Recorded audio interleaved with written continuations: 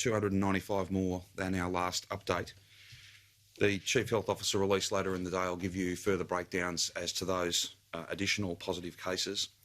I'm saddened to have to inform you that the fatalities, the death toll for this global pandemic is now 92. That is 9 further fatalities since we last updated you.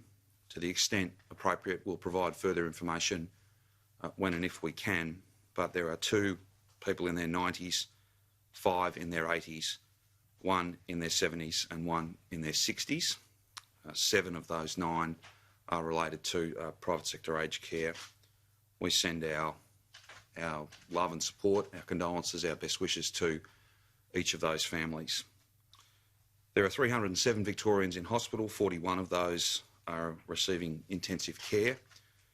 There have been now 1,554,705 tests. That's 18,077 more since yesterday.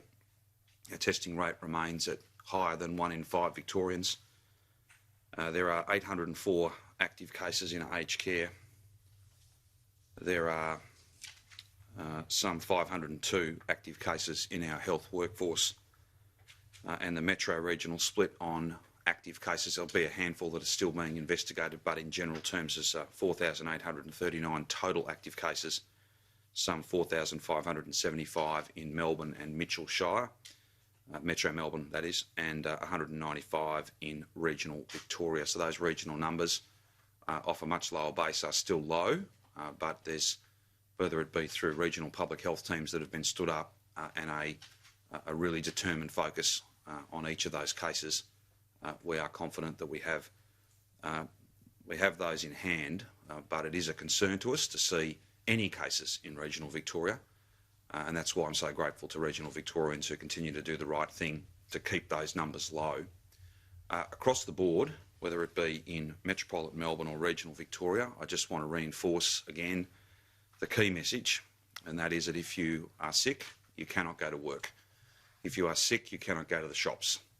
If you are sick, there's only one thing to do, and that is to get tested and to get tested quickly, and then to stay at home while you wait for your test results, and we'll get those to you as quickly as possible. And then if you are positive, of course, you need to isolate at home for a further 14 days. These are pretty simple things. We do know that there are some insecure work challenges that are driving some choices that people are making. I want to list a number of companies and different organisations that have helped us to push the message out around some support payments that we have on offer, the $300 waiting for test result payment and the $1,500 payment for those who are in insecure work and have tested positive. We're just compiling the latest data, the latest numbers in terms of payments made, and I hope to be able to give you that update tomorrow. But before I go through that, and I'll return to re-emphasise that point, I'm sure, before our briefing is over today, if you are sick, you must get tested, and you must get tested quickly. You cannot go to work. That is our request of you. That is the most important contribution that people can make. This is largely a second wave fuelled by outbreaks in workplaces. And we're working with employers, we're working with industries, we're doing everything we possibly can.